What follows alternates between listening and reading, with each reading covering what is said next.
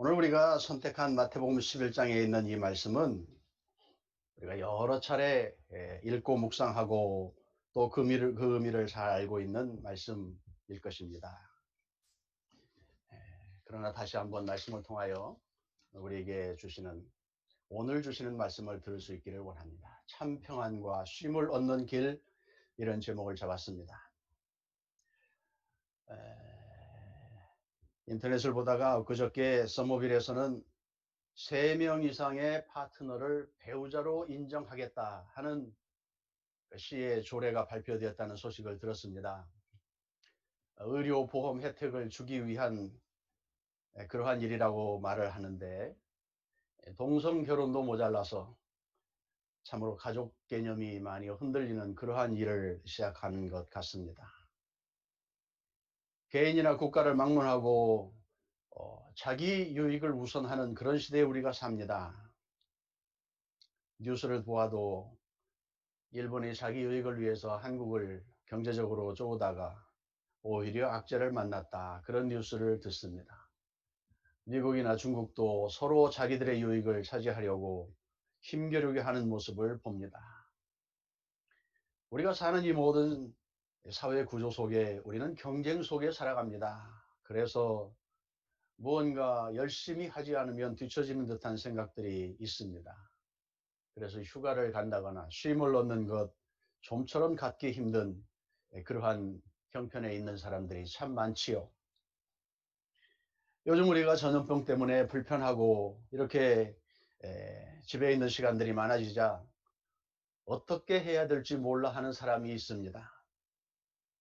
일에 온 정성을 다하여 살다가 일을 할 수 없는 형편이 되니 불안한 것입니다. 그런데 이 전염병 때문에 억지로라도 쉬다 보니 자연도 회복되고 매연이 사라졌다, 그런 소식을 듣습니다. 쉼과 안식은 하나님이 만들어 놓으신 질서입니다. 하나님이 여섯 동안 창조 사역하시고 마지막 날에 쉬셨습니다. 그러니 피조물은 창조주의 질서를 따라 안식을 누리는 것, 그것이 하나님의 질서에 순종하는 것이고 마땅한 일입니다. 그것이 낭비가 아니라 더 효과적인 일을 할 수 있도록 주시는 준비라는 것을 알 수 있습니다. 때마다 그래서 우리는 경쟁과 분주함에서 벗어나 자기를 돌아보고 쉼을 누릴 수 있어야 합니다. 육체적으로 쉬는 것뿐만 아니라 생명의 주인이고 우리를 먹이고 입히는 하나님을 만나는 것이야말로 진정한 쉼이 된다는 것을 알 수 있습니다. 하나님이 만들어 놓은 안식일, 우리가 하나님의 백성이라고 하는 사실을 증명하는 중요한 일입니다. 돈과 일하는 것이 하나님 자리를 차지하지 않도록 제동장치로 우리에게 허락해 주신 질서입니다. 7년마다 안식년에는 땅도 쉬고 종들에게 자유도 주고 빚도 탕감해 주라고 하는 그 말씀은 지키기에 상당히 어려운 말이지만, 그러나 장기적인 차원에서 보면 하나님의 은혜를 누릴 수 있는 안전장치입니다. 쉼을 통해서 새로운 창조가 가능하도록 하시는 하나님의 질서입니다. 오늘 말씀 25절에 보면 하나님께서 행하신 구원의 일들을 예수님이 찬양했습니다. 이 앞부분에 있는 말씀들을 보면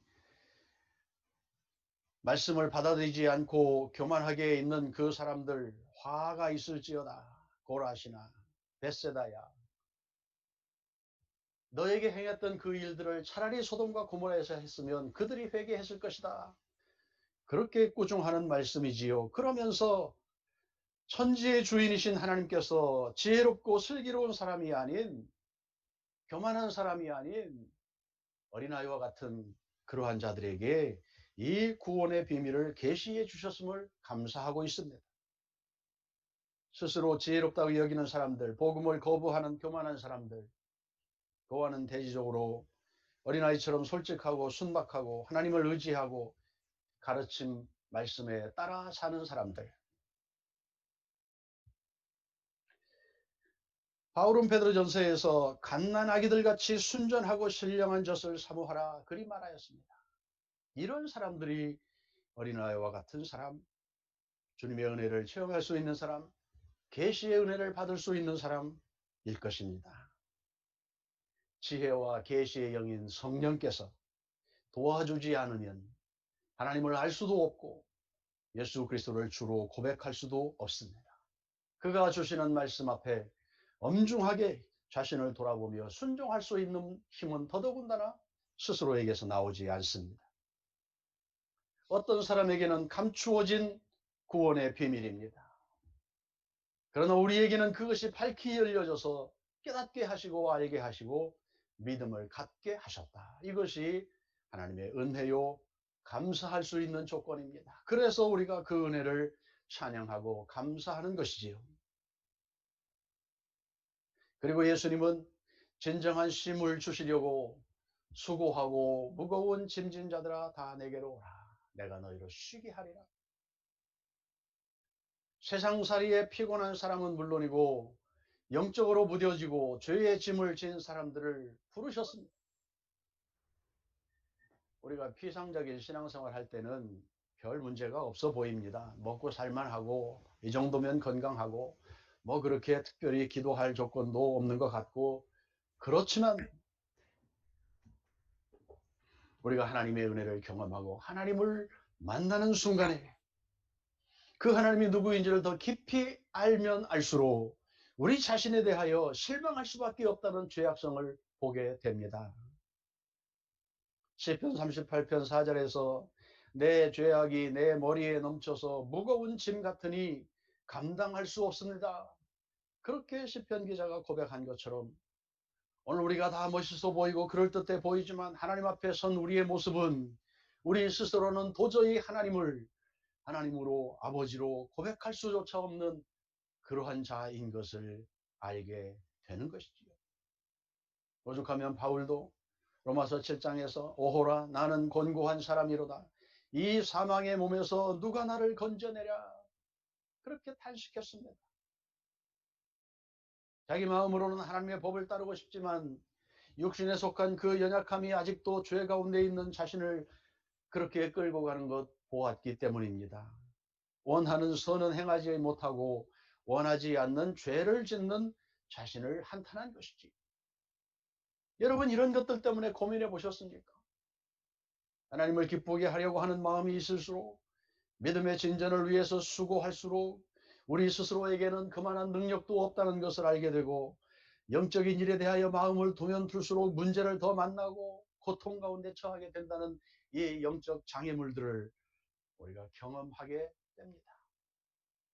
그래서 더 주님의 은혜를 사모하는 것이지. 주께서 은혜 주지 않으면 불가능한 것을 고백할 수밖에 없습니다. 예수님은 이런 사람들을 부르셨습니다. 육체적으로 피곤하고 정신적으로 곤비하고 영적으로 스트러글하는 고민 중에 있는 그런 사람들을 불러서 쉼을 주시고 자유를 주시고 평화를 주시고 함께 해주시는 은혜 가운데 거하게 해주십니다. 할렐루야. 예수님이 하나님의 구원의 계획이 이루어지는 것을 감사했다. 순전한 사람들에게 하나님의 구원의 비밀을 알려주어 아버지의 뜻이 이루어지게 했다. 아버지께서 예수님에게 주시는 그 생명들, 그것을 인식하셨다. 허락하지 않으면 한 사람도 구원에 이를 수 없다는 것을 아셨다. 우리 예수님이 하나님과의 그 관계성에서 아버지의 뜻이 무엇인지를 분명히 아셨고 자신이 해야 될 일이 무엇인지를 아셨습니다. 하나님의 뜻은 모든 사람이 구원에 이르는 것입니다. 그래서 죄 가운데 있는 자들이 스스로 구원에 이를 수 없기에 그 죄를 위해서 주님이 친히 십자가를 지시고 죄의 값을 대신 치루어 주시고 살 길을 만들어 주신 것이지요. 이것이 하나님께서 우리를 위하여 준비하시고 이루어 놓으신 구원의 은혜입니다. 그 사실을 믿고 주님에게 나오는 모든 사람들에게 빠짐없이 참 안식과 쉼을 주시는 것. 이것이 우리가 감사할 일입니다. 여러분, 구원은 우리가 뭐 금식하고 고행하고 우리 자신을 쳐서 복종시키고 선행을 행하고 노력하고 그러한 일들을 통해서 얻는 것이 아니지요. 물론 그러한 선한 일들도 우리가 노력하면서 우리 자신을 훈련해 가야 하지만 구원에 관하여는 그리스도께서 십자가에서 이루어 놓으신 그 대속의 죽음을 통하여 이루어 놓으신 그 사실을 믿는 믿음으로 하나님이 선물로 주시는 구원이라는 것을 분명하게 붙들어야 합니다. 그래서 우리가 주님을 나 주인으로, 내 주인으로, 날마다 함께 하시는 분으로, 내가 기쁨과 그 영광을 돌려야 할 믿음의 대상으로 그렇게 인정하고 살아가는 것입니다. 신앙생활은 그래서 한 번 결단하고 예수님 믿습니다, 그렇게 고백하는 것으로 만족하지 않고 거기로부터 출발하여 주님을 더 닮아가고 순종하고 말씀 가운데 거하고 주님과 함께하는 삶을 연습하며 날마다 우리의 일상 속에서 주님을 함께 경험하며 살아가는 과정입니다. 나의 작은 일조차도 주님이 주인 되시게 하는 그 모든 운영권을 주님에게 위임해 드리는 그러한 연습을 통하여 살아가는 과정입니다. 그래서 바울은 예수님 만난 이후에 갈라디아서 2장 20절에서 이렇게 말했습니다. 나는 그리스도와 함께 십자가에 못 박혔습니다. 이제 살고 있는 것은 내가 아닙니다. 그리스도께서 내 안에서 살고 계십니다. 내가 지금 육신 가운데 살고 있는 삶은 나를 사랑하셔서 나를 위하여 자기 몸을 내어주신 하나님의 아들을 믿는 믿음 안에서 살아가는 것입니다. 우리도 이런 고백을 드릴 수 있기를 원합니다. 여러분, 많은 사람들이 신앙생활을 하면서 내가 인생의 주인이여 살면서 어려운 문제를 만났을 때 주님 좀 도와주세요, 이렇게 주님과 관계를 맺고 살아가는 신앙생활 하는 분들이 참 많습니다. 그래서 내가 할 만한 일, 내가 평안할 때, 그럴 때는 주님의 존재를 인식하지 못하고 살아가지요. 아직 내가 사는 것입니다. 그러나 바울의 고백처럼 이제 내가 살고 있는 것은 내가 사는 것이 아닙니다. 내 안에 계신 주님이 대신 사는 것입니다. 이 말의 의미를 우리도 경험할 수 있게 되기를 원합니다. 어려운 때에 이만하면 그래도 우리가 감사하며 삽니다. 문제들을 종종 만나지만 넉넉하게 이길 수 있게 하셨고 승리하게 하셨고 이만한 건강 주셨고 믿음 주셔서 하나님을 인정하고 예배할 수 있게 하셨습니다. 그러나 여러분, 여기서 만족하지 말고 그 주님이 내 안에 계심을 날마다 때마다 다시 경험하고 함께 교제하는 기쁨을 누리는 진정한 그러한 신앙의 재미를 맛볼 수 있게 되기를 원합니다. 감사한 것은 그래도 주일 예배에 빠지지 않으려고 출타정인 우리 식구들도 이렇게 영상으로 함께 조인하게 되는 것, 목사의 마음이 얼마나 고맙고 뿌듯하고 자랑스럽고 감사합니다. 중요합니다. 주님을 인정하는 것, 내가 주님의 백성이라고 하는 것을 그런 의지적인 표현을 통해서 배워가는 것입니다. 그렇게 성령께서 우리에게 감동하실 때 순종하는 과정들을 통하여 더 깊은 은혜를 경험하고 하나님을 더 깊이 알아가는 채널이 되기 때문에 그렇습니다. 그러므로 진정한 쉼은 주님 안에서만 가능합니다. 모든 죄의 짐으로부터의 자유, 영적인 구원, 그것이 진정한 쉼입니다. 로마서 8장 1절 2절 그러므로 이제 그리스도 예수 안에 있는 자에게는 결코 정죄함이 없나니 이는 그리스도 예수 안에 있는 생명의 성령의 법이 죄와 사망의 법에서 너를 해방하였습니다. 더 이상 죄의 굴레에 묶이는 것이 아니라 율법의 정죄 가운데 있는 것이 아니라 그리스도의 사랑이 우리를 강권하여 은혜 안에 있게 하시고 우리를 그 모든 굴레로부터 해방시켜 주시는 것입니다. 이 해방의 기쁨 때문에 우리의 육체적인 그러한 생활도 의미가 있게 되는 것이지요. 구원은 예수 믿고 죽어서 천국에 가는 것만을 말하는 것이 아닙니다. 오늘 우리 안에 거하시는 하나님, 성령 하나님과 함께 살아가는 감격을 누리는 것입니다. 그것이 천국입니다. 미래에 장차 우리가 가서 영원히 함께 누리게 될 그 천국의 기쁨이 이미 우리 가운데 성령을 통하여 하나님의 성전이 이루어지고 그 주님과 날마다 일상 속에 살아가는 그 삶을 통하여 우리는 하나님을 이미 누리고 사는 것입니다. 이것이 구원의 기쁨입니다. 우리의 경제생활, 가족 내 생활, 자녀들을 위한 수고, 우리가 이렇게 저렇게 생업을 위해서 일하는 그 모든 일조차도 그것이 나 혼자 운영해 나가는 나의 일이 아니라 주님이 내 안에 거하시고 주인 되어 사용하시는 주님이 일하시는 거룩한 일이 되는 것입니다. 그래서 우리는 이러한 기쁨 가운데 있을 때 하나님이 참으로 나의 힘과 능력이 된다는 것을 경험하고 고백하는 것이지.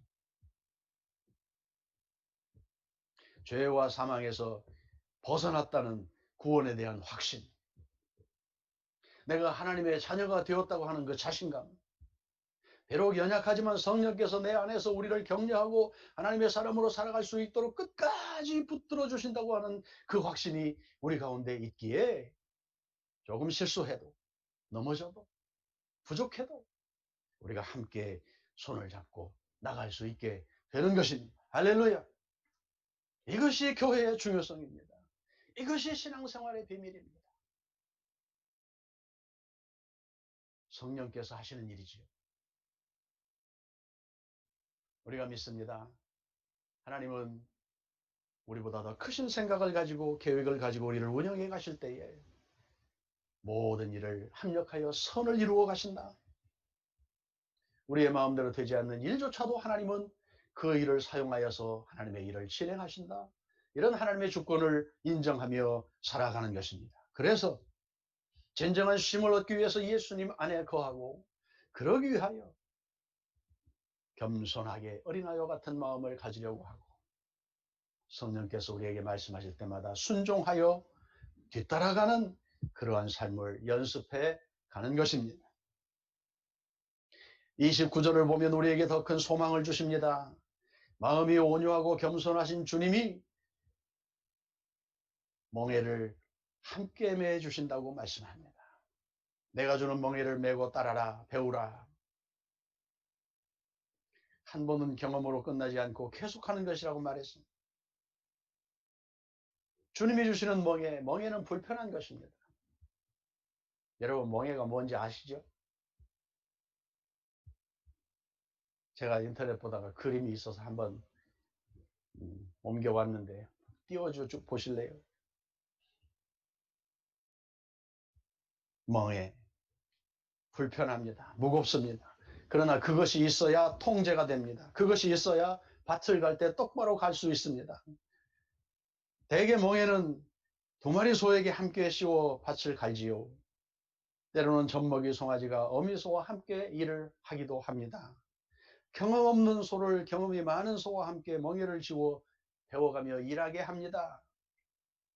온유하고 겸손하신 예수님, 내 멍에는 쉽고 가볍다.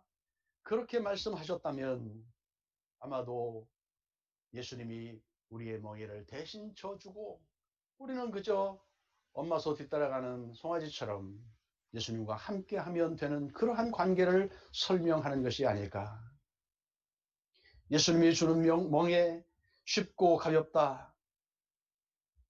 물론 멍에 자체는 부담이고 무거운 것이지만 그러나 우리가 예수 안에 거하며 우리 자신의 그 모든 죄악성들과 또 날마다 반복되는 그러한 것들로부터 우리 자신을 관리해가며 성령의 음성에 귀 기울여 들으며 주님을 기쁘게 하게 하려고 나 자신을 주님 앞에 얽어매는 그 멍에와 같은 것, 그 삶을 통하여 주님 안에서 쉽고 가볍고 진정한 쉼을 누리는 그 관계를 배워가는 것입니다. 죄에서의 해방, 구원의 감격 뿐만 아니라 일상의 주님과 함께하는 기쁨, 그 일들 속에 우리가 이 땅의 삶을 힘들게 살면서도 기뻐할 수 있는 그 비결을 약속해 주신 말씀입니다. 예수 그리스도를 믿고 그가 보내신 성령의 통제 가운데에 있으면 아무도 하나님의 사랑에서 우리를 끊어낼 자가 없습니다.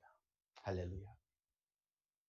아무것도 어려운 문제들이나 비록 환난과 같은 힘든 과정이 우리 앞에 계신다 하여도 주님이 우리와 함께 거하시니 그가 피할 길도 내시고 이길 수 있는 힘도 주시고 혹 우리가 원하는 방법대로 일하지 않아도 결국 하나님께서는 그 일들을 통하여 하나님의 일, 구원의 일, 하나님의 백성들이 승리하게 하여 하나님의 이름을 자랑하게 하는 그 일들을 종국에 이루어 가실 것을 믿습니다.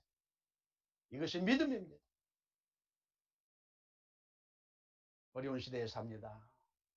전염병에 대한 두려움, 건강에 대한 염려, 가족 구원을 위한 기도, 결혼에 대한 미지의 세계에 대한 두려움, 자녀들의 진로 문제, 우리의 신분 문제, 경제적인 필요, 노후 생활과 죽음에 대한 문제, 우리가 만날 수 있는 그 모든 문제들 속에서 어떤 형편에 있든지 주님이 주시는 멍에를 질 수 있으면, 주님 안에 거할 수 있으면, 우리가 순간이라도 주님을 잊지 않고 그와 함께 살 수 있으면 쉼과 안식을 누릴 수 있습니다.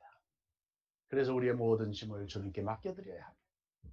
수고하고 무거운 짐진 자들아, 다 내게로 오라.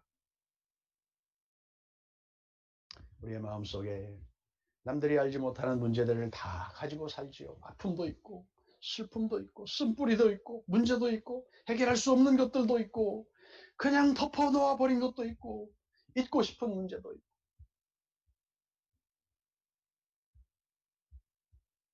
아직 다 해결되지 못한 것들이 많이 있어요. 주님께 맡겨드려야 합니다. 그가 우리의 주인이라면 더 이상 우리가 그것을 붙들고 씨름해야 할 이유가 없습니다. 주님에게 맡겨드리고 주님을 뒤따라가고 주님으로부터 배우고 그 안에 거하여 진정한 쉼, 평안 누리는 우리 모두가 되기를 주님의 이름으로 축복합니다.